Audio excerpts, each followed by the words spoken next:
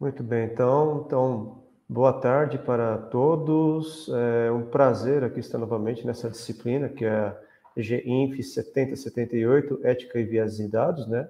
Essa é a nossa aula número 3 e hoje a gente começa a nossa parte online, né? Então, até o presente momento, nós tivemos duas aulas presenciais e a partir dessa aula nós teremos a apresentação de professores convidados, né, especialistas nas áreas que eles atuam, né?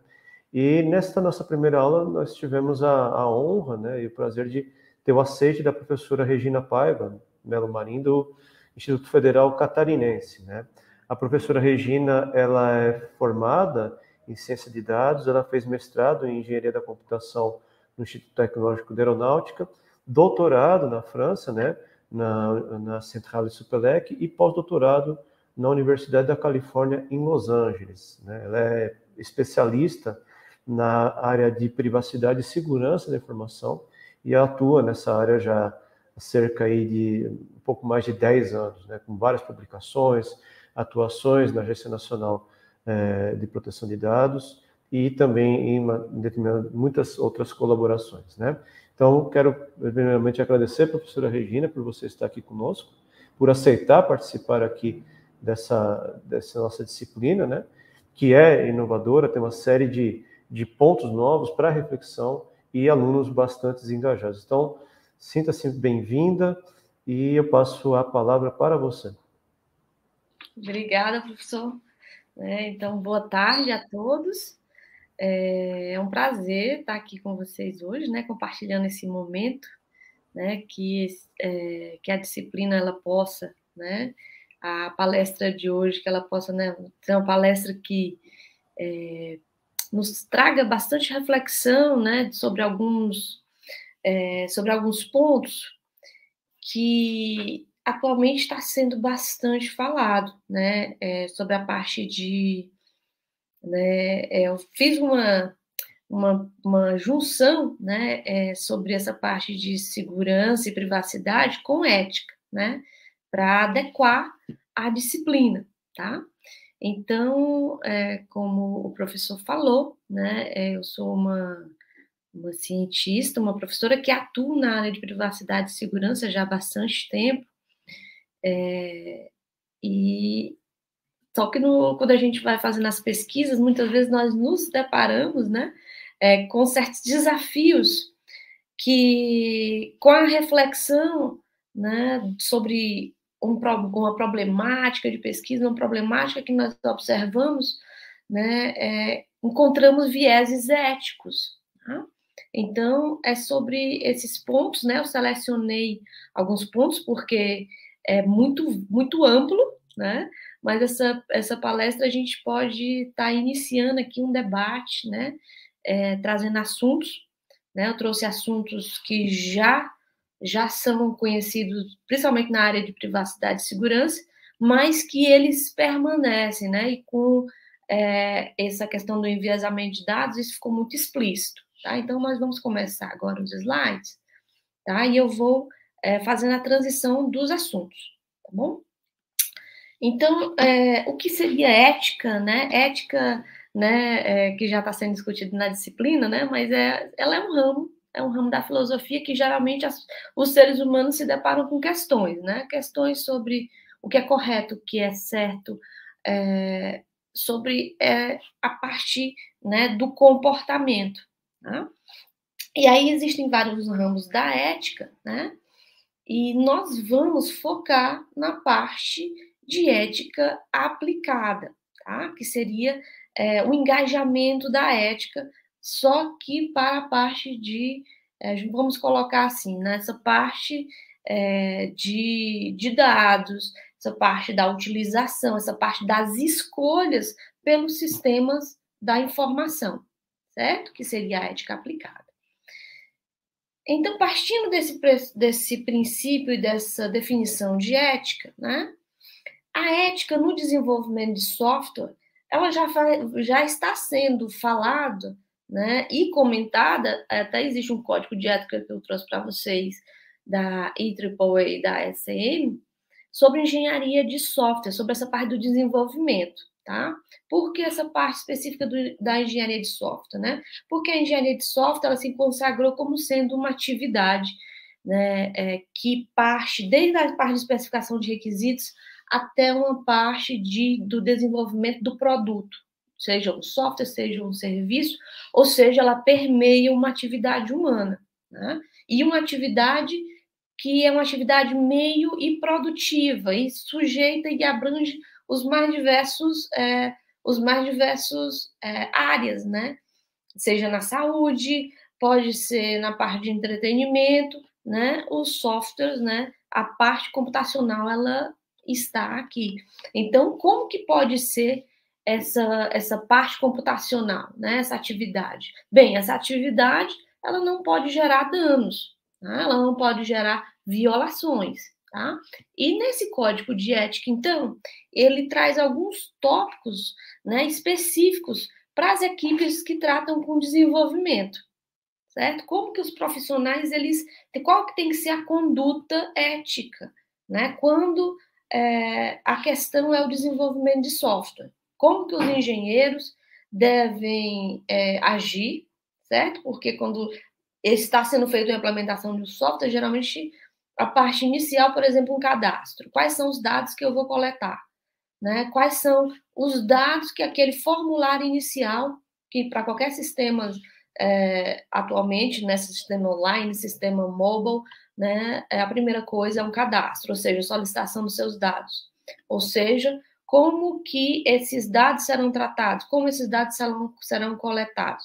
Os engenheiros, os desenvolvedores têm que estar cientes, né, sobre essas questões de desenvolvimento. Então, tem alguns códigos, como, por exemplo, né, os desenvolvedores devem assegurar os valores, os princípios, tá? Para o quê? Para, de repente, diminuir, por exemplo, a gente vê que no item 3 aqui, um dos principais tópicos é a melhoria da qualidade, a melhoria de uma qualidade de um produto, ou seja, um software, um produto, um serviço, ele tem que ter qualidade, mas ele não pode configurar, né, questão de ameaça. Ameaça quem? Ameaça quem usa como um vazamento de dados, que hoje em dia, né, esses vazamentos, eles, né, ganharam a proporção, né, na mídia, muito conhecido. Então, essas medidas são medidas que têm que ser pensadas, né? Então, nesse código de ética, isso já é colocado para uma equipe de desenvolvedor, uma equipe que está desenvolvendo software, tá? Isso a gente vai unir com outras, atualmente, né, outras linhas, né, em várias áreas, tá? Então, os profissionais envolvidos, né, uma das coisas importantes, né, entre elas, né, padrões de qualidade, tá? Segurança física, ou seja, onde que esses dados, né, fisicamente estão armazenados, e aí entra toda uma infraestrutura agregada, que essa infraestrutura geralmente ela é chamada de safety, tá? Que é uma área muito grande atualmente, né, com o Green Technology. Essa área de safety, né, tem até uma questão também, as questões ambientais. Então, os profissionais que estão envolvidos, né, seja no desenvolvimento, seja na manutenção desses produtos, né, ou para garantir, né, que esses serviços, esses produtos estejam de acordo com o quê? De acordo com normativas. Eles têm que estar de acordo com o quê? De acordo com as legislações, sejam ambientais, seja de dados. Então, um profissional, né, que está atuando, ele tem que estar consciente que ele também é responsável, né, pelas escolhas que estão sendo feitas. E pela segurança computacional, que é muito conhecido como security, né, onde security abrange mais os aspectos que nós possamos dizer assim, lógicos de segurança. E aí, os aspectos lógicos de segurança, a gente entra na área de segurança da informação, que é uma área gigante, né, é uma área abrangente, porque ela é uma área que envolve desde uma área de controle de acesso, onde inicialmente um usuário faz um acesso ao sistema, até a parte que o usuário compartilha um dado, né, digamos, dados sensíveis, tá? Então, isso já foi pensado já quando foi feito esse código de ética, ou seja, a gente vê alguns aspectos aqui que nos remetem à questão de qualidade, segurança, security e também a parte de privacidade, porque as pessoas que estão, né, usando esses softwares que estão sendo desenvolvidos são pessoas que precisam estar com seus dados assegurados. Assegurados por medidas, quais medidas? Geralmente tem algumas formas de se assegurar essas medidas, sejam as medidas técnicas, sejam medidas, muitas vezes, né, legais, mas, né, os gerentes, os desenvolvedores têm que estar assegurando, né, que esse software está seguindo, né, certos princípios. E várias legislações de privacidade, né, no Brasil isso é recente, mas fora do Brasil, essas medidas, elas já são medidas que têm uma história longa, né? Essas medidas, elas são realmente aplicadas, né? E aplicadas de forma que geram, muitas vezes, sanções. Né? No Brasil, isso está começando a dosimetria recente, tá? Esse ano, a dosimetria. Então, a gente começa a se questionar sobre a questão de privacidade, tá? Que são aspectos que a gente vê que é trazido aí, né, já da ética, né, no desenvolvimento. Então, privacidade de dados, né, é uma definição muito ampla, tá? É uma definição que ela é um conceito guarda-chuva, porque ela é um conceito multidimensional, ela vai englobar muitos aspectos, tá? Porque ela vai englobar aspectos de quais são as minhas escolhas, quais são os meus dados estão seguros contra quem e como, tá? Então, e contra quais mecanismos, né? Existem muitos mecanismos atualmente na internet, né? Então, é um conceito que é muito abrangente, tem algumas definições, tem toda uma história da privacidade de dados, né? Que a privacidade, ela, como histórico, né? Ela surge lá na época do Império Romano, onde tinha a palavra privatis, ou seja, qual é a esfera entre o que define a minha vida pública e a minha vida privada, né? Essa questão de estar separado, né, de um público, tá? E isso foi progredindo, né? É tanto que na Declaração dos Direitos Humanos foi trazido como um direito que deve ser assegurado a todos, tá? E alguns marcos, né, históricos, né, quando começou a ter os adventos tecnológicos, né, adventos como a câmera fotográfica, ou seja, né, o espaço privado de um vizinho, de repente ele passa a não ser um espaço tão privado assim, embora ele tenha proteções físicas, proteções de infraestrutura, como muros, paredes, né, mas uma câmera ela tem um alcance. Então, existe o direito de ficar sozinho. Isso aqui originou, né, um artigo do Warren Brandes, de 1890, sobre o direito de não ser incomodado, o direito de estar sozinho. Tá? E depois, né, o Alan West, em 1967, definiu que a privacidade seria o quê? Uma reivindicação de poder ter controle. Controle sobre o quê? O quanto de uma informação ela pode e deve ser transmitida ou não, e como. Ou seja, além de eu poder, né, como indivíduo, né, não querer ser incomodado, poder ficar, né, separado de uma outra esfera, eu também tenho o direito de saber sobre como as minhas informações elas são controladas, elas são manuseadas, né? E por quem e como. Então, esse princípio de privacidade ele começa a englobar vários aspectos que precisam ser pensados, precisam ser focados. Tá? Então, no Brasil, né? No Brasil, com a Carta Magna da Constituição, o artigo 5º, ele traz, porque a privacidade, como a gente viu, né, gente, a gente vai entrar um pouco também nessa parte de legislação, porque ela engloba várias medidas, ela permeia também uma parte jurídica, né, porque a jurisdição, ela nos dá garantias perante, né, as leis que regem o nosso país. Então, no artigo 5º, né, dizia que não tratava de privacidade explicitamente com essa palavra, mas dizia que as pessoas têm direitos invioláveis em relação à sua vida privada, à sua intimidade, questão de honra, de imagem, né? Por isso que a questão dos equipamentos tecnológicos, como máquinas, fotos, né, tem um peso, né? Ou seja, isso constitui, às vezes, uma violação. Né? Na sequência também, recentemente, em 2022, né, surgiu, né, um inciso que diria que a proteção da privacidade dos direitos devem ser assegurados, inclusive, nos meios digitais, porque até então, né, no Brasil, nós não tínhamos essas garantias. Tá?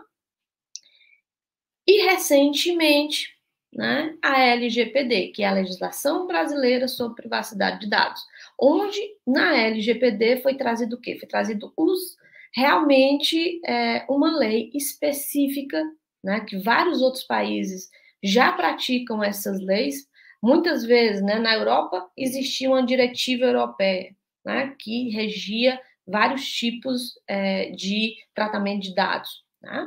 Nos Estados Unidos, essas leis, muitas vezes, elas são mais compartimentadas, né, para a saúde, para questões específicas. Aí a gente tem várias leis.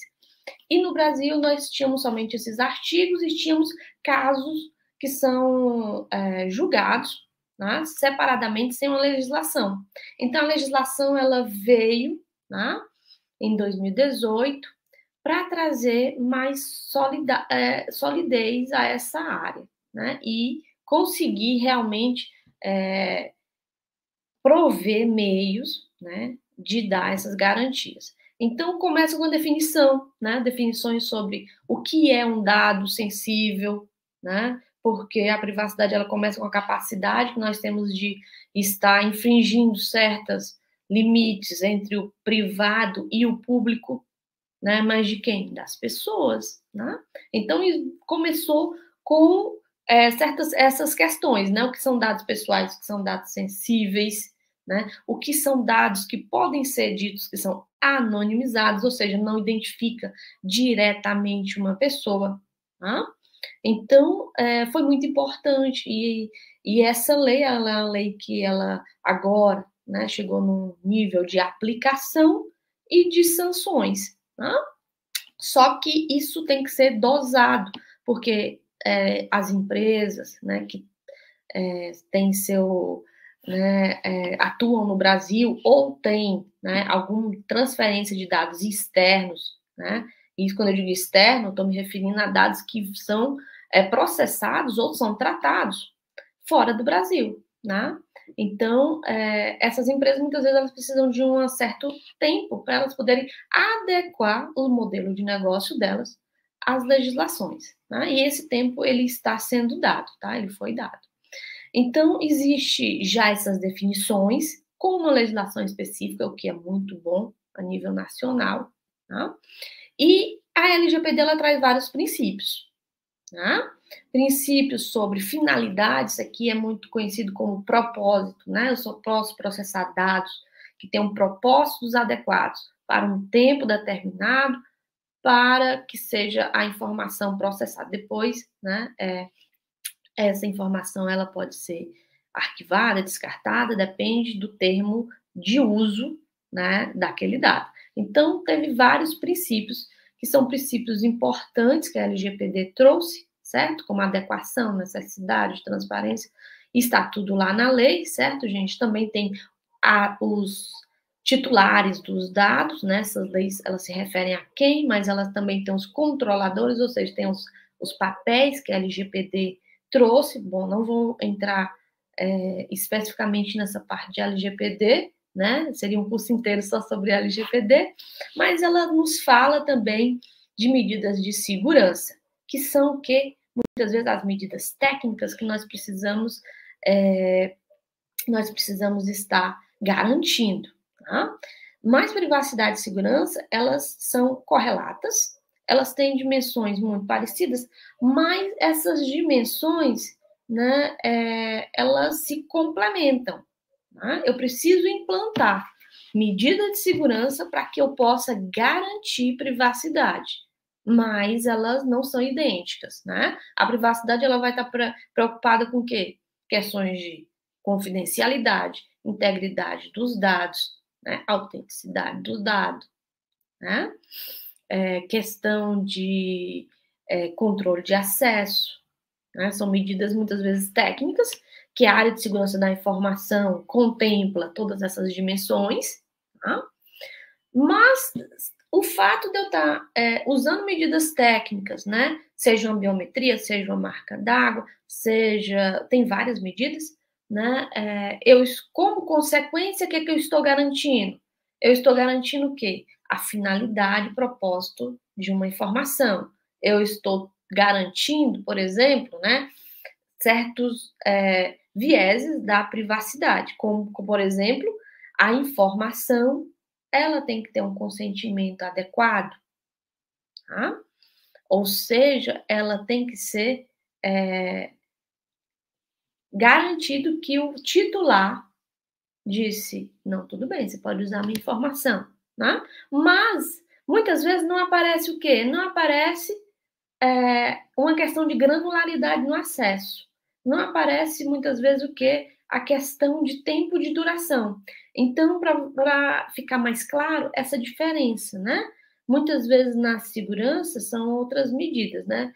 Confidencialidade, a privacidade seria o tempo que pode ser acessado, qual é o propósito dessa informação, qual é a duração, qual é a proporção. Essa informação ela é transmitida a terceiros, né? Ou seja, é o tanto de questões com titular, que ele é titular do dado porque é em relação à pessoa, né, dele, ele consegue controlar, né? E aí vão ter toda uma série de medidas para que esse controle seja garantido, né? Para que o titular realmente tenha plena consciência do que realmente está sendo, né, guardado, armazenado, né, de informação, tá? Então, para ficar um pouco mais claro, essas duas dimensões, né, são dimensões muito importantes, né? E acredito que dá para perceber que a privacidade, muitas vezes, ela é mais ampla, né? Nós já tratamos de questões jurídicas, falamos um pouquinho sobre a questão de legislação, e a gente acaba tendo que voltar para as questões técnicas, que é a forma que isso é garantido, né? Ou seja, são as formas que eu operacionalizo, certo? E surge, né, na LGPD, né, esse princípio aqui, chamado privacidade desde a concepção, ou privacy by design, né? Na verdade, esse princípio, né, nas outras legislações, né, o Canadá também é um país que nessa parte de privacidade é um país que já está em graus de desenvolvimento bastante elevado, tá? Mas a questão da privacidade, ela é uma questão que o desenvolvimento tem que seguir princípios que garantam o quê? Que garantam que a informação, né, ela realmente vai dar garantias a quem está usando, por exemplo, um serviço. E aí a LGPD, ela trouxe isso, né, no contexto nacional, porque isso até então não era falado, não tinha nenhuma lei, né? Ou seja, né, quando qualquer sistema computacional, né, ele está disponível, ele tem que ser projetado, ele tem que ser desenvolvido, né, de uma forma, né, que seja transparente, que a privacidade ela seja incorporada diretamente, né, no projeto. Tá? Então, isso foi uma novidade, né, no contexto nacional.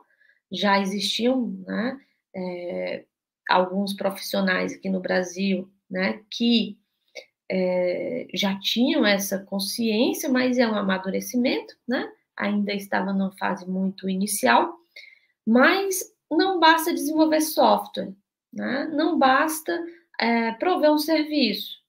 Se eu não, como empresa, não consigo fornecer meios, né, para que as pessoas que são a partir de agora, então, né, com a LGPD, né, definidos como titulares, e eles têm direitos, tá, que precisam ser reivindicados, né, a partir de agora as empresas, né, no contexto atual, atualmente elas já têm plena consciência disso, né, então tem que ter um cuidado a mais, tem que ser repensado, né, certos softwares, tem que ser avaliado a forma como esses softwares estão atuando no contexto nacional, tá? Que isso já era trazido lá no Código de Ética do Desenvolvimento de Software, da engenharia de software, mas agora ficou muito claro em relação a tratamento de dados, tá? E a LGPD também fala, né, que a segurança, né, ela também precisa ser garantida. Mas a LGPD, ela deixa de forma muito abstrata e muito geral, que seriam medidas técnicas e administrativas. Não especifica quais são essas medidas, salvo duas medidas, né? A necessidade de anonimização e a necessidade de sigilo. Tá? Anonimização, técnica de segurança. Sigilo, princípio de segurança, de confidencialidade do dado. Mas várias outras formas, né, de prover segurança, elas não são explicitamente endereçadas, né, abordadas na LGPD.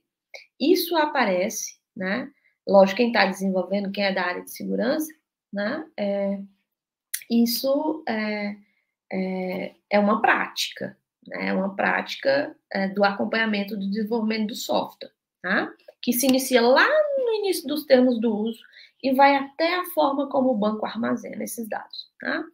Ou disponibiliza, ou visualiza, tá? Então, pensando sobre esses tipos de medidas, eles vão nos ajudar a quê? Vai nos ajudar a evitar várias violações de privacidade. A LGPD, ela não define a questão não especifica, né, explicitamente a questão de tratamento de dados, só diz que existe tratamento de dados, né? Tratamento de dados, né, ela engloba pelo menos 3 tipos de informação, né? E como a informação pode ser coletada, processada, divulgada. Divulgada entende-se compartilhada, né? E em 2006, né, um professor da Universidade de Washington, chamado Daniel Solove, né, ganhou um prêmio da ACM, né, que é um prêmio ele fez uma taxonomia para violações de privacidade com base em casos que aconteciam nos Estados Unidos, que ele é um professor da Universidade de Washington. Né? É uma referência na área, tem um livro muito famoso chamado Understanding Privacy, né, onde ele explica passo a passo cada uma dessas violações, certo? Essas violações, elas são sobre um tipo de atividade, qual é a atividade, por exemplo, coleta de dados, né? Mas qual é a violação? Ela pode ser diferente. Temos violações na área de monitoramento, na área de interrogatório, então, ou seja, a violação ela é diferente, sobre um tipo de atividade. Então, também podemos usar para informações processadas ou informações divulgadas. Então, nós temos aqui pelo menos 16 tipos de violações muito bem categorizadas, né, e muito bem descritas pelo professor Solove em 2006, tá? Quando ele fez todo esse estudo, né, várias dessas informações, ou violações, elas não existiam no meio digital, mas não quer dizer que elas não existam, né? Na época, os casos que ele analisou não eram casos online, né? Mas esses casos, eles acontecem ainda de forma online, né? E atualmente com uma velocidade maior, com um potencial de violação muito maior. Se antes esses casos eram pontuais, atualmente qual é a consequência que aconteceu, né, com a explosão de dados na internet, né? E o empoderamento das pessoas de estarem postando e usando a internet com grande volume de dados. É que, atualmente, né, o vazamento, a violação de dados, ela pode ser para milhões de usuários. Então, isso tem uma grande consequência. Só para trazer alguns exemplos aqui, porque, como vocês viram, são 16, essa parte também, né, daria uma palestra inteira só sobre esses riscos de violações, né? Mas, a nível pessoal, às vezes, muitas vezes é enriquecedor, né? Então, existe, por exemplo, a questão de monitoramento. Uma coisa era alguém se sentir monitorado, né, por uma câmera. Atualmente, as pessoas podem ser monitoradas, né, por drones, né?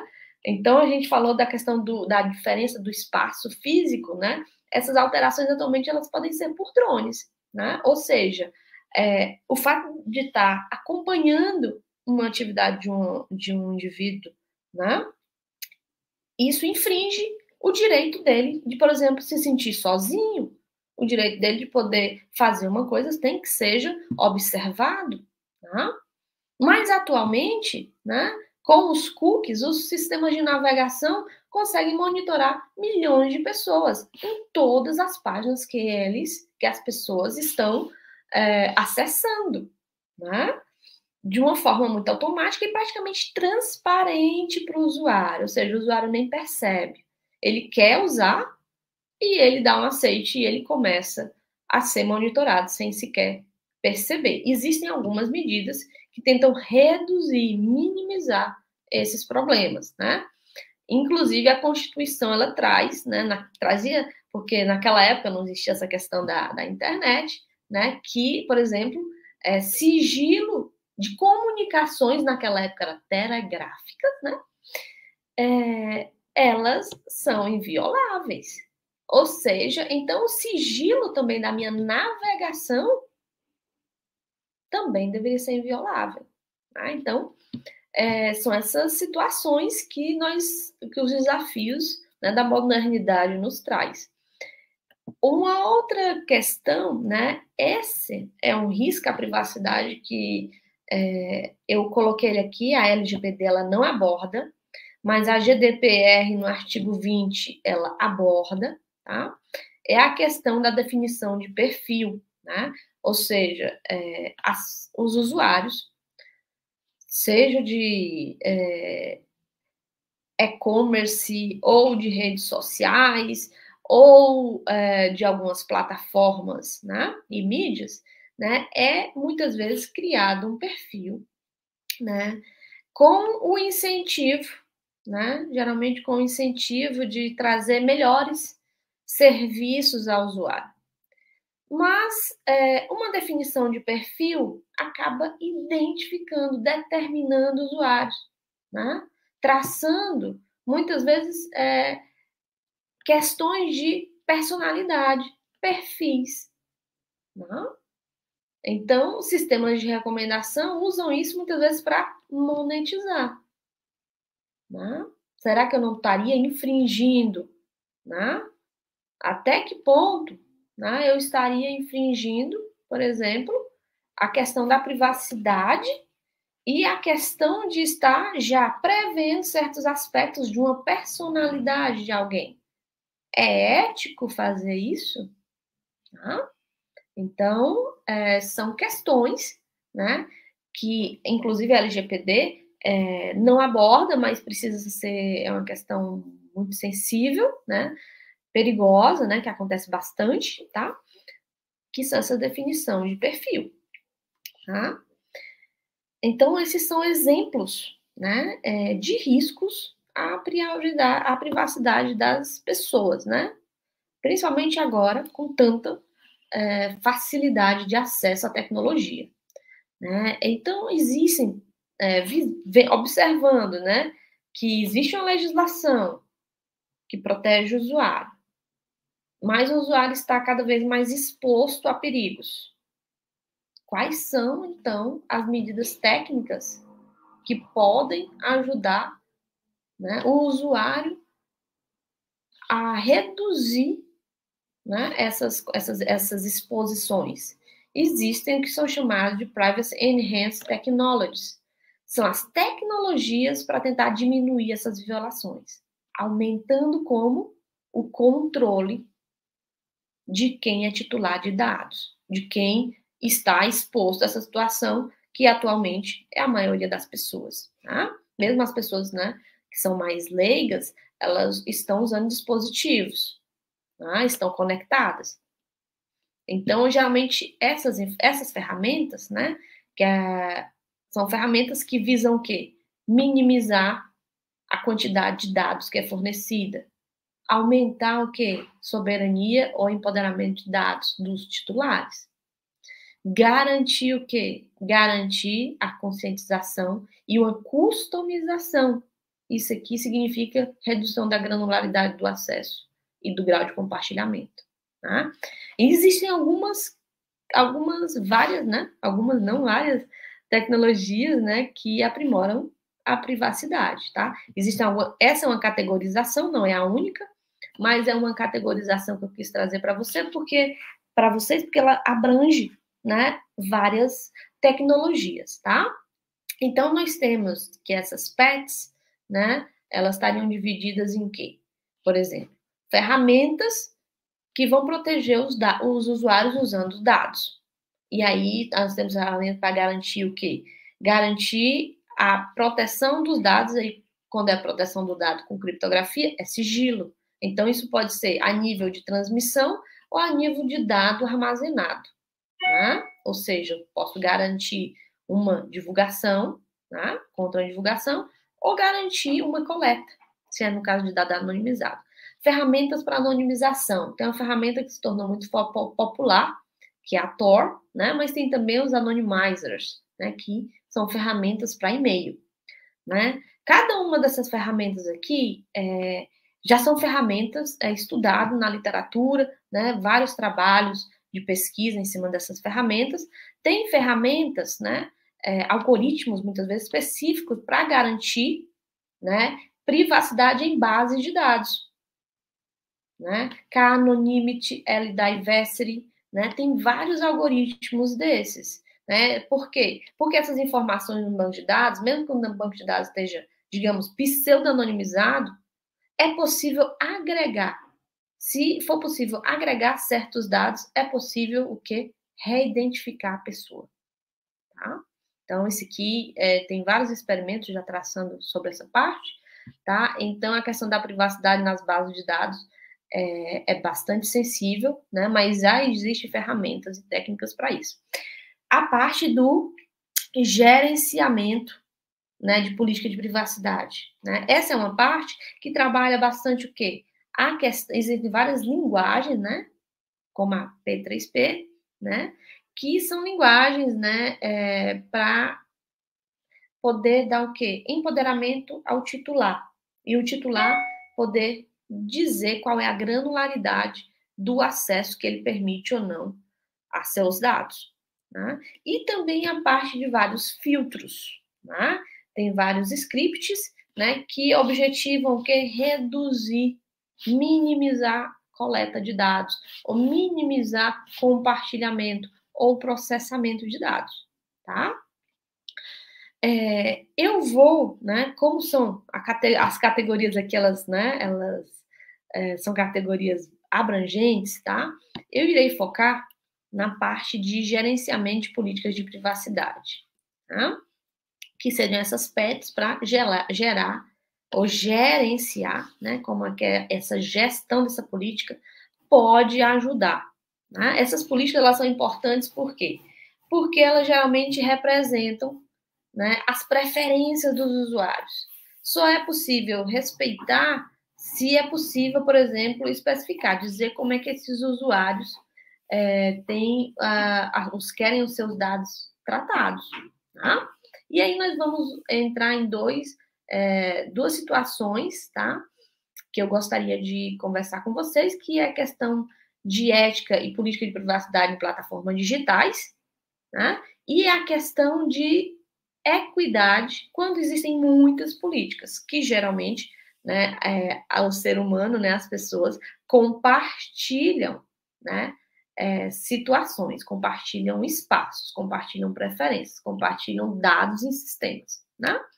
Muitas vezes as pessoas não se encontram sozinhas, né, em certas situações, como por exemplo, você tem um perfil na rede social e aquele perfil ele é bastante visualizado, outras pessoas, inclusive pessoas que você nem percebe, né? Então, querendo ou não, você está no cenário, né, com múltiplos, ou pelo menos múltiplas possibilidades de visualização de dados. Então, essas políticas, né, o que são políticas de privacidade, né? Muitas vezes nas redes sociais ou plataformas digitais, não precisa ser necessariamente uma rede digital, pode ser uma plataforma digital, né? Isso também, né, muitas vezes, se não fosse digital, isso poderia ser um termo escrito, né? Mas geralmente isso está escrito em linguagem declarativa, né? E a linguagem normativa, geralmente, né? O usuário podendo especificar. Pode especificar o quê? Geralmente está especificado, é um documento, né? A gente pode dizer que é um documento, onde tem explícito as várias formas que a sua informação ela é tratada, né? Tratada, ou seja, coletada, ela é usada, ela é compartilhada. Tá? Em políticas de privacidade, geralmente, ela é especificada como sendo, né, uma tupla, onde pelo menos é especificado quem é o coletor da sua informação, o que está coletando, qual é a finalidade, ou seja, qual é o propósito daquela coleta, por quanto tempo e com quem ela é compartilhada. Observem que ao responder várias dessas perguntas, né, já é possível, né, fazer um certo mapeamento de como essa informação vai ser gerida, né, e quais seriam os direitos, né, sobre essa informação. Tá? Contudo, né, essas políticas de privacidade, né, elas têm algumas dificuldades, né? Por parte de quem? Por parte do usuário e por parte de quem está provendo o serviço, né, da plataforma, tá? Geralmente os usuários, essas políticas, elas são grandes, elas são escritas, como eu comentei, de forma normativa, né? Ou seja, quem lê muitas vezes tem dificuldade de entender, porque muitas vezes isso passa por um jurídico que ajuda a escrever essas políticas, né? E muitos dos usuários realmente não leem. Por quê? É muito grande, né?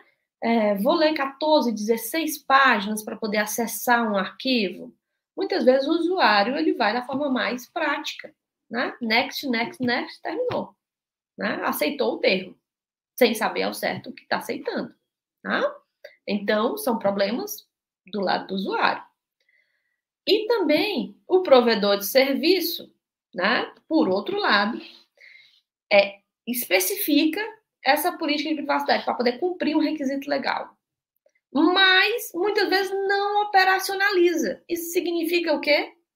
Significa que, muitas vezes, os sistemas, né, eles não estão em consonância com as políticas, ou seja, tem uma grande divergência sobre o que é escrito e o que realmente é implementado. Né? E é um índice alto, né? Bem alto sobre essas divergências. Então, isso são problemas, né, que precisam ser analisados, precisam ser observados sobre essas questões das políticas. Né? Existem essas políticas, né? Aqui eu trouxe alguns exemplos de política de privacidade, aqui, por exemplo, né, da rede social, que é uma das redes mais usadas ainda hoje. Tá? O Facebook continua sendo ainda uma rede muito usada, né? Atualmente, inclusive, para negócios. Tá?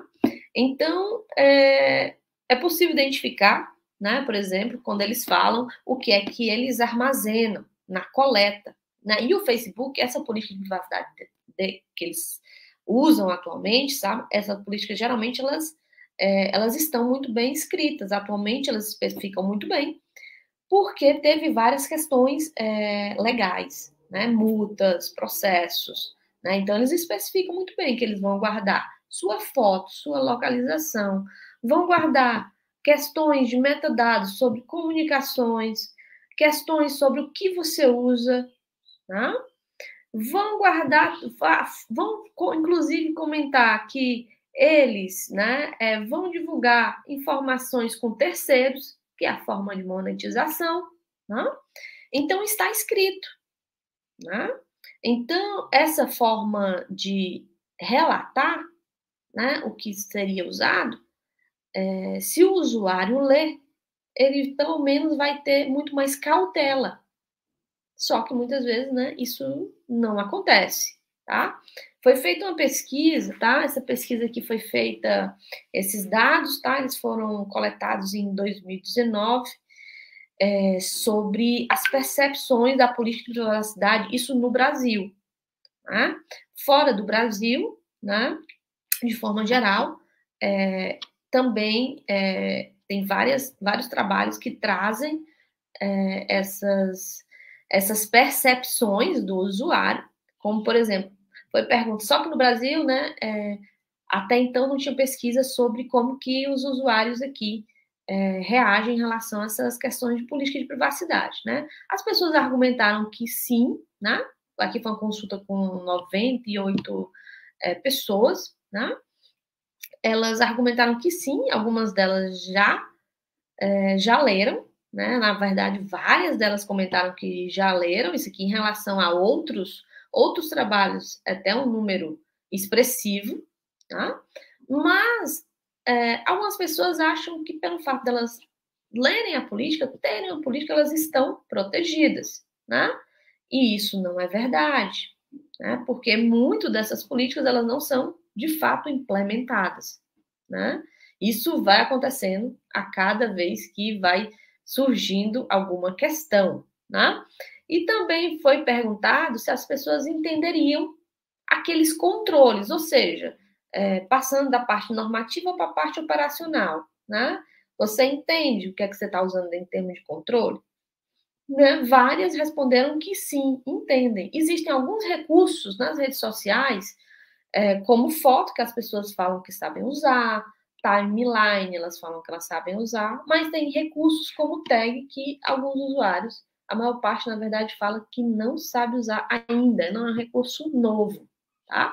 Mas é um recurso que ele, muitas vezes, ele possibilita uma brecha maior de identificar uma pessoa e de ter uma visibilidade muito maior em relação aos laços sociais, né? Então, essa foi uma pesquisa feita em 2019, tá? Continuando, né, nesta linha, né, das políticas de privacidade, tá? Essa outra pesquisa, né, ela foi feita já em 2021 sobre não somente redes sociais, mas plataformas digitais, como vocês estão vendo aqui, né? O Eventbrains, a plataforma Lattes, o Submarino e, por exemplo, o Banco Neon, né? Para observar a questão dessa divergência entre políticas e privacidades, tá? Então, foi analisado o quê? Foi analisado formulários, foi analisado política de privacidades, né? E foi comparado, né? O que é que existe no formulário, né? Ou que não existe, né? Por exemplo, né? A questão de campos, né? Que às vezes o usuário, né, está marcando, né? E muitas vezes ele diz, né? O submarino, por exemplo, todos os campos do formulário de cadastro estão previstos na política de privacidade. Muitas vezes essas políticas, né, elas já estão evoluindo. As plataformas, né, os sistemas, eles estão tentando atender. Só que muitas vezes as legislações, elas dão um tempo para isso acontecer. Por quê? Isso aqui implica nos dados do titular, né? E muitas vezes não acontece todas as informações, como, por exemplo, para quem que são divulgados, quais são os públicos, quais são as granularidades, para cada campo deveria ter uma informação, e muitas vezes isso não acontece, né? Como, por exemplo, aqui, por exemplo, na plataforma Lattes, né, apenas são mencionadas informações que não serão divulgadas ao público, né? Não contando, por exemplo, todas as informações, né? Vamos seguir um pouco, né, para falar sobre agora políticas, né, num cenário, né, por exemplo, de múltiplas políticas. São cenários mais complexos, porque aqui não é um titular em relação ao provedor de serviço, mas um grupo de pessoas em relação a certas decisões de design de serviço, tá? Então, a gente falou, né? Eu mostrei antes muitas informações relacionadas a quê? Coleta e processamento, tá?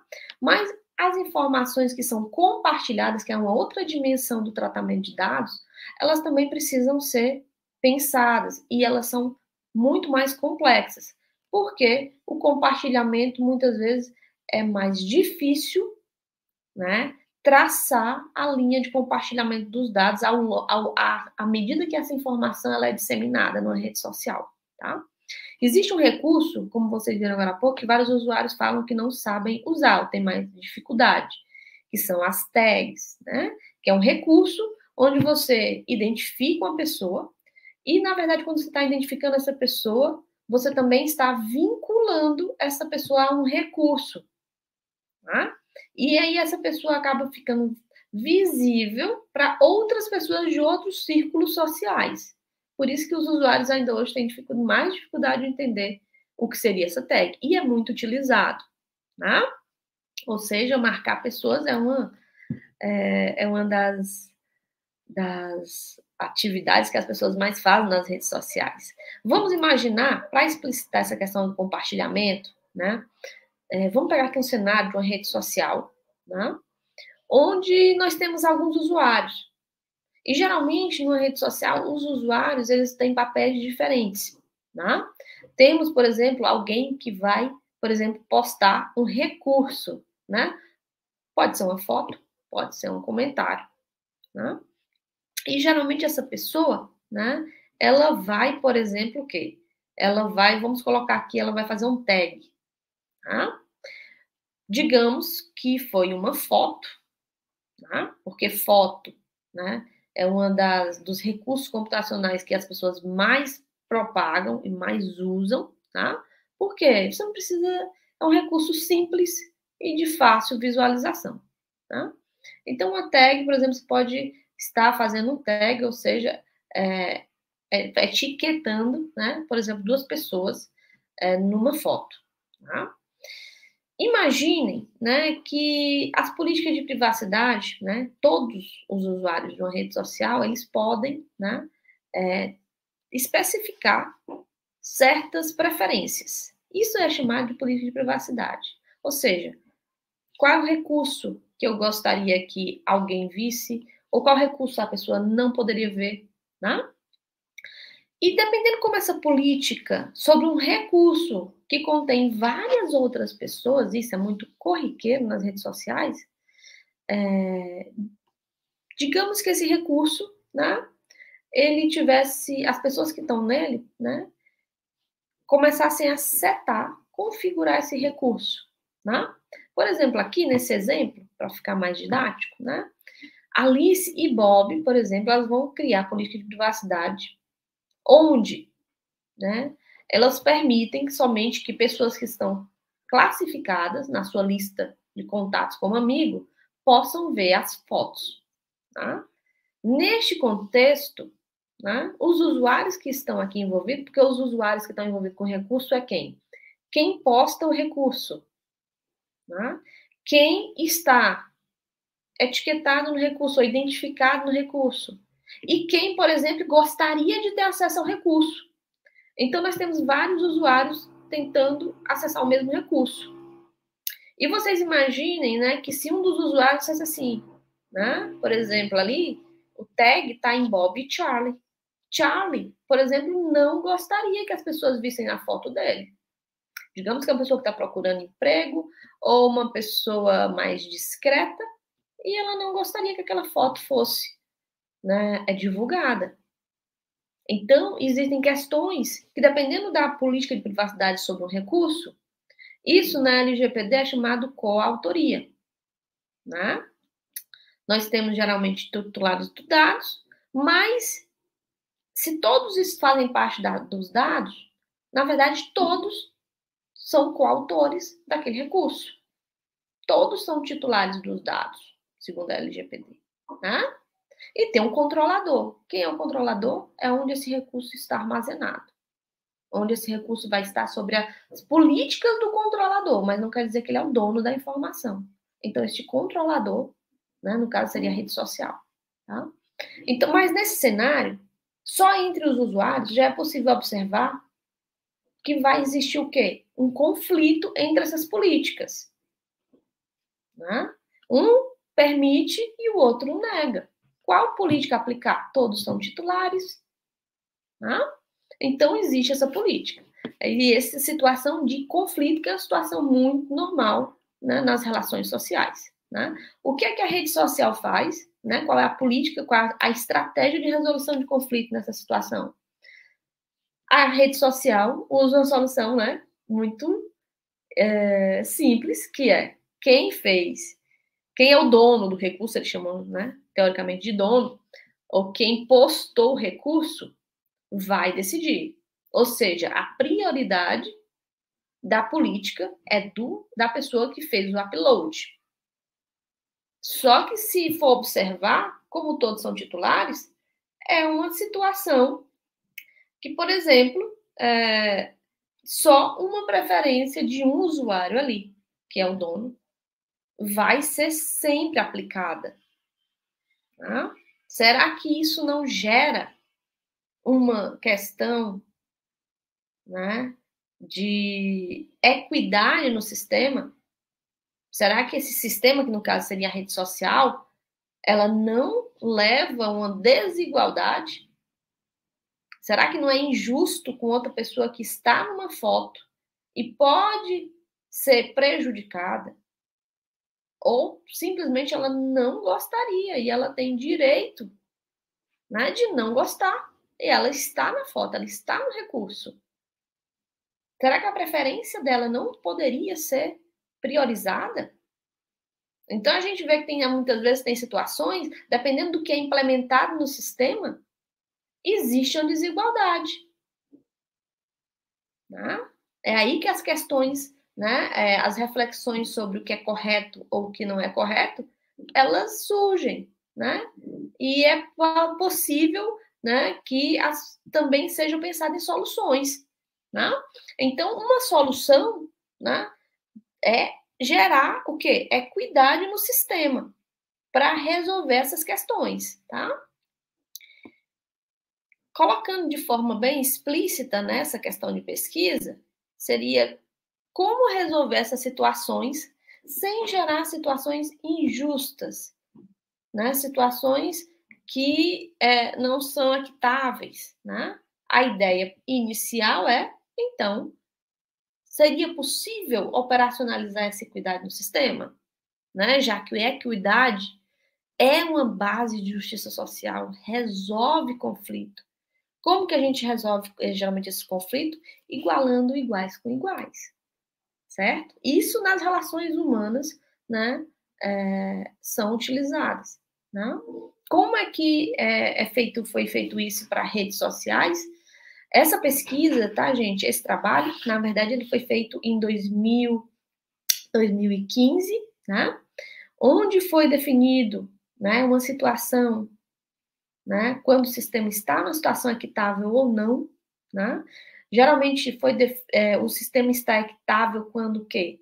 Quando a proporção da aplicação da política de privacidade, né, ela é na mesma proporção. Proporção em quê? Em relação às pessoas que estão compartilhando o recurso. Tá? Pode ser que numa foto seja um grupo, pode ser que outra foto seja outro grupo. Então, elas precisam estar na mesma proporção. Em relação a quê? Como que foi feito isso, né? Foi criado 2 métricas para uma simulação de uma sequência de interações. Onde foi utilizado o quê? Número de vezes que um usuário de uma rede social, por exemplo, teve uma política aplicada. E o número de vezes que ele teve a sua política o quê? Violada. Tá? Para isso foi feito, né, elaborado, criado um algoritmo para gerir a equidade, preservar a equidade no sistema, o que as redes sociais ainda hoje não fazem, tá? E aí a gente eu vou apresentar aqui para vocês cada uma das etapas desse algoritmo, né? A etapa inicial considere que foi identificado que existe um conflito num grupo de usuários, né? Então, a primeira etapa seria fazer um teste de equidade, ou seja, observar se os usuários que estão em conflito, né, têm as suas políticas violadas na mesma proporção, né? Por que são as políticas violadas? Porque é dessa forma que geralmente essa métrica, né, ela desencadeia um sentimento de desigualdade, ou seja, eu pedi acesso 10 vezes àquele recurso e eu tive aquela permissão negada 10 vezes. Então, né, se eu tive maior condições de minha política ser negada, eu preciso também entrar numa forma de equilibrar essa desigualdade que até então o sistema apresenta, tá? Como que é feito isso? Com a fase de compensação, né? O usuário que tem essa métrica maior, então, tá? É o usuário que vai se beneficiar. Porque aí você reduz essa diferença e restaura uma equidade. Né? Apareceu essa divergência muito grande, ou essa divergência, cada vez que aparecer, o sistema tenta igualar. Tá? É chamado de fase de compensação. Tá? Se não existir essa discrepância no sistema, significa que os usuários estão, né, todos, né, proporcionais em termos de suas preferências serem aplicadas e, então, dessa forma, né, pode-se dar prioridade à preferência, né, do usuário, como fazendo um cálculo. Foi feito um cálculo, né, sobre o valor de uma regra, a regra de uma política, por exemplo, essa política aqui, a prioridade era 1 para esse usuário, para o outro usuário, prioridade 2. E o valor da regra? Mas essa regra é mais sensível, essa regra é mais simples. Eu posso estar pedindo acesso a um dado confidencial, a um dado restrito de uma empresa, de uma organização. Não, eu só quero acesso aqui, né, a um dado público. Então, muda a sensibilidade da regra, né? Então, é feito o cálculo, né? E é dado prioridade quem tem a maior preferência, né, sobre essa métrica, né, sobre os usuários que estão em conflito. Então, esse algoritmo ele funciona dessa forma. E como é que a gente mede igualdade no sistema? Né? O algoritmo é esse. Então, como é que é possível saber se o algoritmo realmente diminui a equidade? Medindo a equidade. Como é que é feita a medição de equidade? Uma das formas é usando o Gini Coefficient, né? Que vai medir o quê? A distribuição desse recurso numa população, né? E ele vai variar de quê? De uma perfeita equidade, quando o Gini está próximo do 0, ou 1, ou 0, e uma perfeita inequidade, né? Sobre a população, tá? Então, fazendo essa medição usando o Gini, né, foi feita uma simulação computacional com um grafo, uma parcela de um grafo do Facebook, com aproximadamente 4.000 usuários. Né? Esse banco de dados ele é disponibilizado da Universidade de Stanford.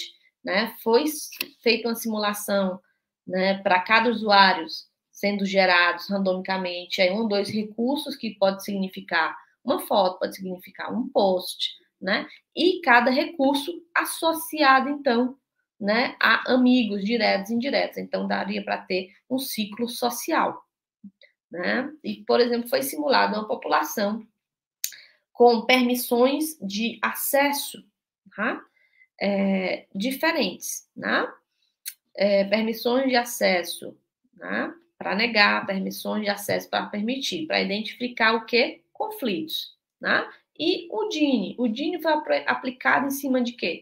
Desse número de vezes que a política foi violada, né? Como métrica, tá? Quando foi feito isso, então, né? Esse algoritmo resultou no seguinte gráfico em relação ao DINI, o coeficiente de DINI, né? Onde esse algoritmo de equidade, ele está numa linha preta, né, chegando a uma redução muito próximo, né, do zero. E esses outros gráficos são outras estratégias de resolução de conflito na área de controle de acesso, que é uma estratégia de permissão, que é azul, uma estratégia da maioria, quando a maioria das pessoas aceitam, e uma estratégia de negação de conflito, tá? Então, e essas estratégias, né, elas já são estratégias bastante utilizadas na área de gestão de conflito, vários dos sistemas operacionais, firewalls, né, eles usam o quê? Muitas vezes estratégias, você pode implantar regras em ACLs, né, controle, listas de acesso, né, eles usam essas estratégias. Só que essas estratégias, elas são muito estáticas, né? Elas não tentam igualar essas disparidades ao longo do tempo. E esse algoritmo de equidade, né, ele vai igualando essas disparidades, tanto que ele obteve um bom resultado em termos de inequidade no sistema. Então, dessa forma, né, se uma rede social aplicasse esse tipo de estratégia, né, as inequidades, né, no sistema, as desigualdades, as injustiças, né, em relação a essas configurações, elas seriam bem menores, né? Lógico, isso exigiria uma certa engenharia reversa por lado desse sistema, né? Porque até então isso não é implementado, né? Então, eu queria mostrar esses algoritmos para vocês e, né, fazer um resumo, né, do que eu tentei trazer para vocês aqui sobre a questão, né, da privacidade, né, e da ética, né, que a privacidade, ela tem esse viés, né, legal, né, mas as medidas técnicas, elas precisam ser utilizadas e elas precisam ser utilizadas de forma adequada, né, de formas éticas, tentando sempre respeitar as pessoas que usam os sistemas, né? E como é que é feito isso? Através de princípios, né, de designs, né, princípios de melhores adoções de boas práticas, né? E é possível, né, gerar algoritmos, né?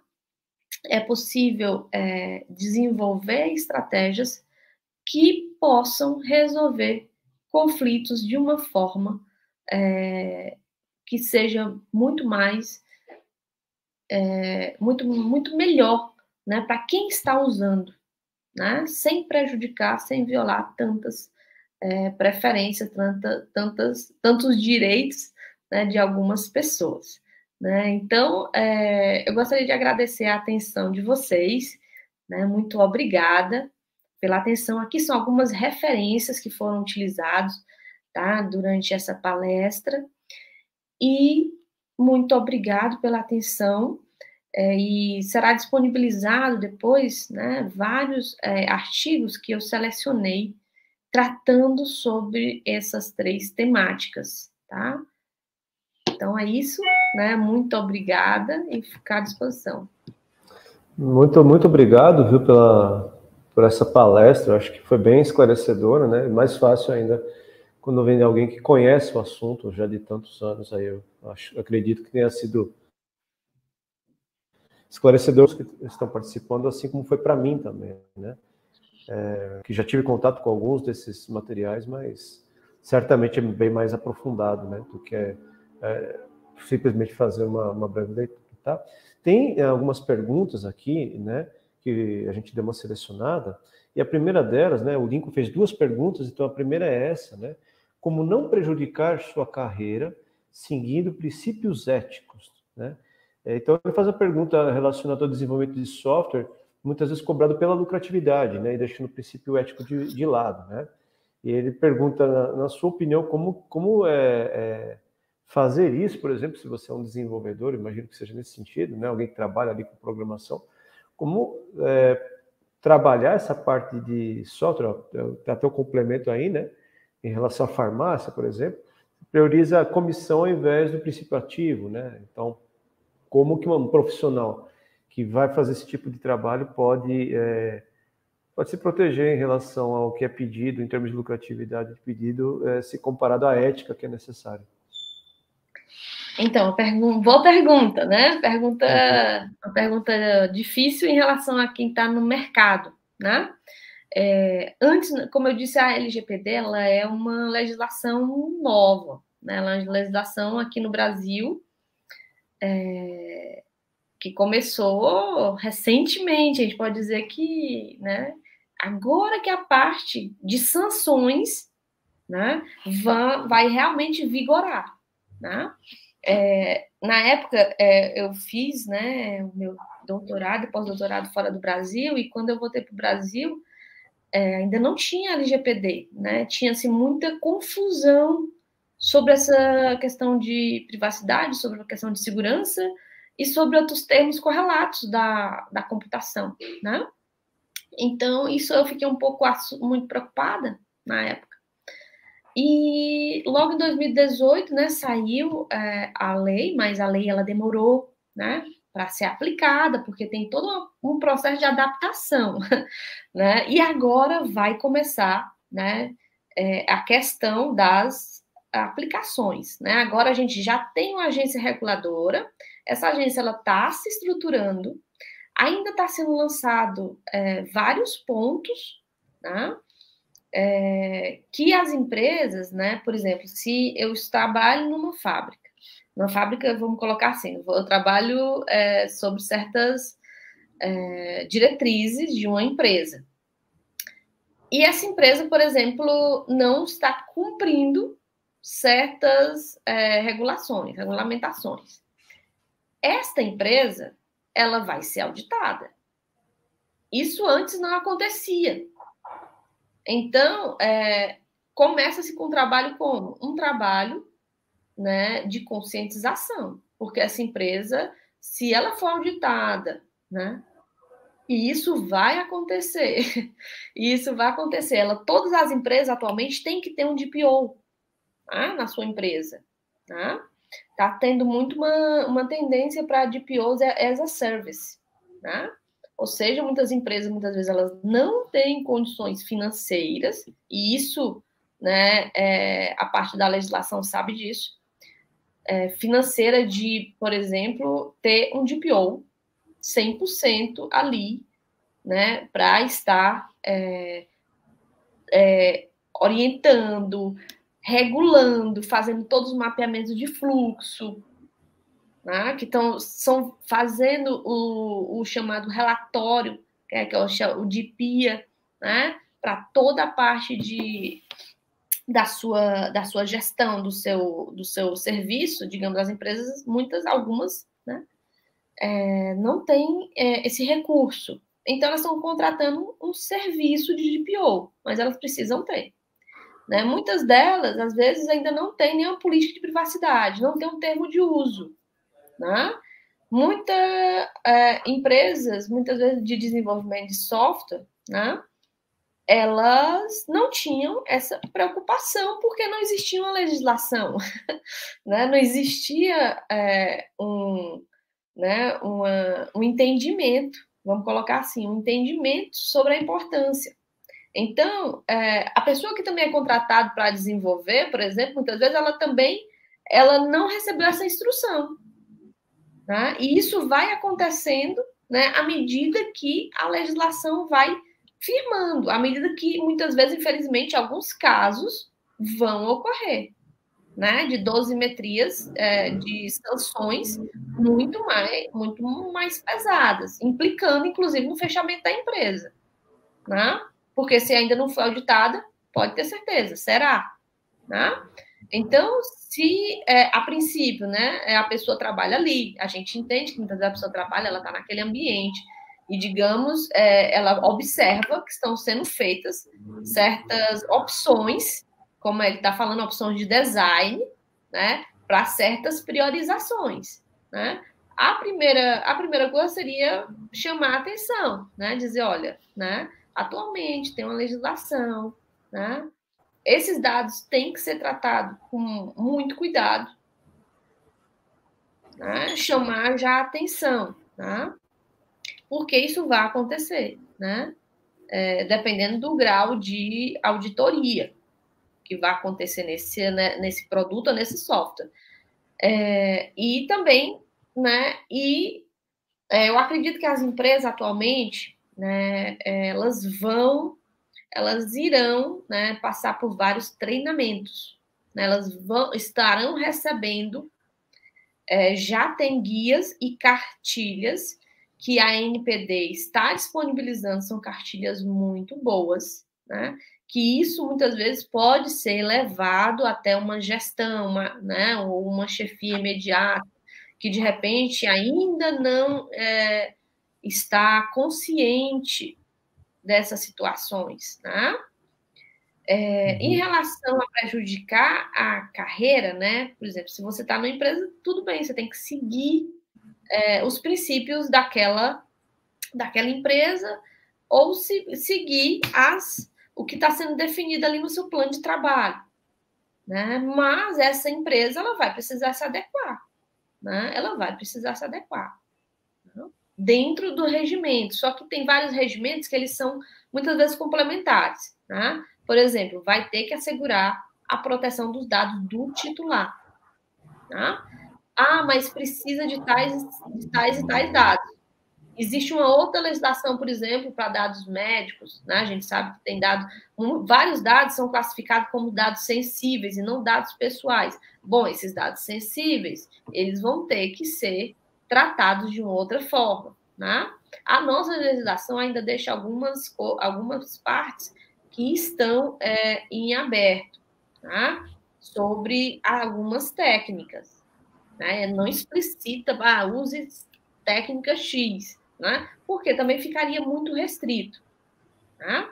Mas essas empresas provavelmente vão precisar de uma consultoria, elas vão precisar de um processo de adequação. Esses 2 anos que foi dado para a legislação entrar em vigor foi para isso, né? Está sendo, mas se a gente for observar ao longo do tempo, é pouco tempo, né? E as portarias, né, inclusive da própria NPD, ainda está sendo lançada. Até recentemente a NPD fazia parte ali, estava sobre o regime estava respondendo, né? Não era uma autarquia, ou seja, ela não tinha certas autonomias, e agora essa autonomia está acontecendo.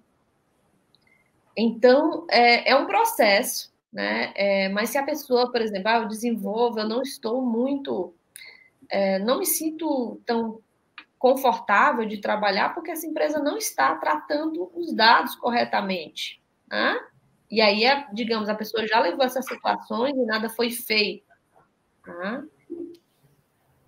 A princípio, né, talvez fosse mais interessante também a pessoa procurar, né, de repente, neste momento, porque, né, como eu disse, leva um tempo até as empresas se adequarem, procurar, de repente, outras empresas que já estão no grau de maturidade, né, em relação a essas questões, melhor, né, porque tem empresas que já perceberam isso e já estão evitando, né, várias empresas, na verdade, saíram contratando de DPO as a Service, outras forneceram ou estão fornecendo, né, certificações para os seus já empregados, né? Aí é um processo também para a pessoa ser DPO, né? Geralmente ela vai fazer um curso, esse curso ele tem um valor, ele demora um tempo, para daí a pessoa, né, pegar a certificação e poder começar a aplicar.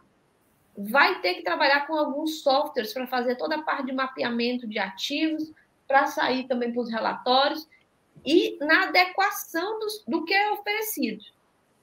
Né? Isso é um processo que a gente sabe que fácil, uns 2 anos. Uhum. Eu estou vendo aqui, né, que tem perguntas nesse sentido, né? Por exemplo, que a LGPD será uma ferramenta estratégica e tudo, né? Mas eu acho que pela escassez de tempo, se quiser dar uma falada rapidamente sobre se vai ser ou não uma ferramenta estratégica, tem uma outra pergunta perguntando sobre a lei que estão tentando implementar a respeito das fake news, né? Aí é um pouco diferente do que você está explicando. Se você quiser complementar um pouco mais sobre essa parte de LGPD, questão estratégica, obrigatória, na verdade, né? E se quiser comentar também um pouquinho das fake news aí, esse projeto de lei, que está gerando muita polêmica também, para a gente poder finalizar com chave de ouro. Então, a LGPD, né, ela é estratégica, né? O Brasil, ele começou recentemente, né, a observar, porque tiveram casos, né? Casos graves aí a nível, né, da presidência, depois da presidência que começou a surgir essas questões, nossa, mas não tinha regulamentação no Brasil, né? Enquanto os outros países já têm essas regulamentações há muito tempo. E também tiveram que se adequar. A GDPR foi lançada, revisada recentemente, né? Porque à medida que a lei, muitas vezes, ela não consegue ir na mesma velocidade da tecnologia, mas ela vai sendo refinada. Né? Então, ela é estratégica, ela é necessária, ela é fundamental para garantir principalmente, né, para garantir principalmente ao cidadão o seu direito, né, o seu direito de não ser violado, de não ser infringido, de ser respeitado, né, sobre os seus dados, né? E talvez se muitas pessoas soubessem a dimensão da privacidade, várias pessoas não permitiriam que muitas situações ocorressem na vida delas, né? Mas é um processo, à medida que vai se firmando mais esse conceito e vai tendo uma maturidade maior, né?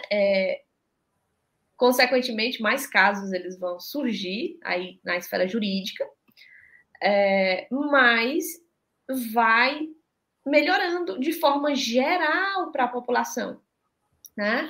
A questão da fake news entra muito na questão aí da desinformação, né?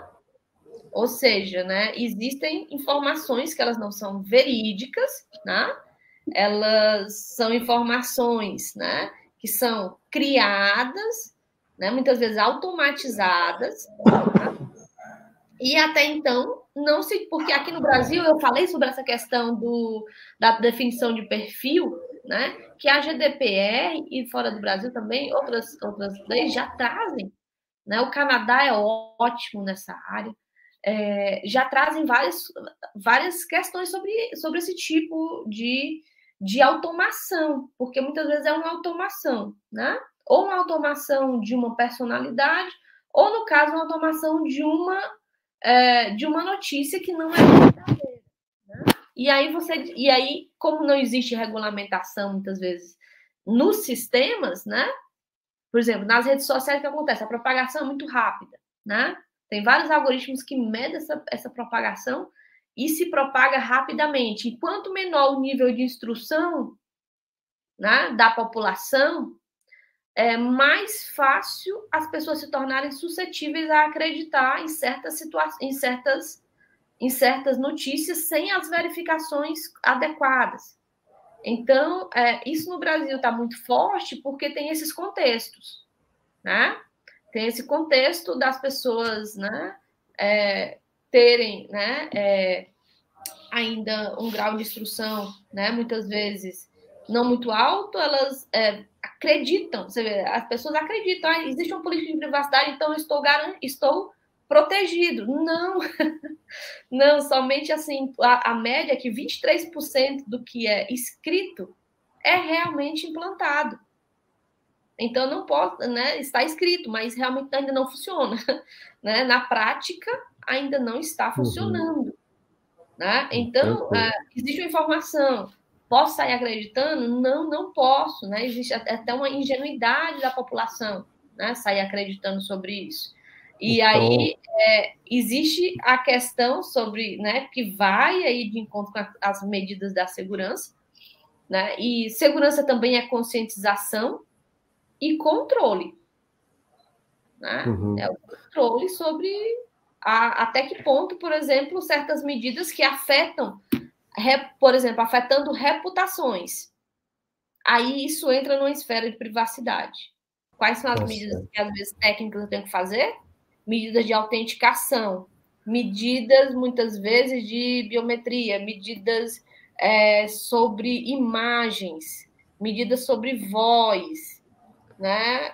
Aí você vai entrar num campo de autenticação de sistemas, né? Marca d'águas digitais, né? Sobre o que é escrito, sobre quem escreve. Né? Então, essas medidas, na verdade, a CPL provavelmente ela vai sair genérica, né? Porque muitas vezes vai ser uma lei e ela ainda está matando, está sendo, né, melhor estruturada, mas as medidas técnicas, né, quem lida com tecnologia, né, que vai ter que, né, vai ter que utilizar e ousar, né, também ousar em certas medidas, né, porque cabe a quem lida com tecnologia, né, observar o que, né, até que o que é que identificar. Às vezes o leigo ele não sabe identificar certos problemas, né, porque ele só usa. E você acha que uma lei pode resolver isso? Será que uma lei, por exemplo, das fake news, é capaz ela não de... vai resolver, mas ela vai dar pelo menos um instrumento. Né? Ela instrumentaliza ou ela consegue dar certos limites e definir coisas que, quando você não tem a lei, você fica num limbo, né? Fica muito aberto. Isso. Você não tem, muitas vezes, medidas ou forma de dizer, não, isso aqui, né, é passível de certos problemas. Ou isso aqui é uma violação. Então, o projeto não é... A ideia em si não é ruim, né? Ela tem gerado muito polêmica, né? Mas precisa ser colocado que também tem que partir da parte do princípio do conhecimento também das pessoas que utilizam, né? Eu acho que existe parte disso. A responsabilidade, né? Existe a responsabilidade do usuário, porque usar qualquer tecnologia, eu tenho que também ter consciência que, como utilizador, embora os sistemas eles são feitos, né, que são caixas fechadas, né, mas como utilizador eu também retroalimento esse sistema. Isso. Tá? Tá ótimo. Então, eu tenho que, ou pelo menos saber assim, nossa, ter uma ideia, por exemplo, fora do Brasil, várias sanções muito grandes são de pessoas que usavam certos sistemas, seja do Google, até mesmo para monitoramento, por exemplo. Tem situações de pessoas que aconteceu a situação na mídia, essa pessoa, depois de um tempo, ela foi inocentada, mas o nome dela nos mecanismos de busca continuava sendo associado a uma questão de reputação.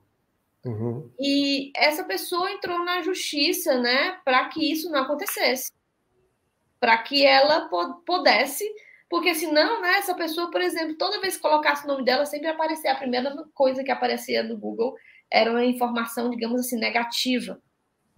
Tá? Era ligada a uma informação que naquele período que aconteceu, né, teve um impacto na repercussão muito ruim e não condizia com a verdade. Só que às vezes, quando não condiz com a verdade, isso vai demorar anos, né? E às vezes isso passa, geralmente é sigiloso. E aí o nome dessa pessoa fica marcado e gera problemas de reputação. Isso a pessoa entrou na justiça, ela ganhou e mas por quê? Ela entrou. É o direito ao esquecimento, né? Isso fora do Brasil, né, essas regulamentações já existem, né? mas aqui tem vários pontos que a LGPD em si ela não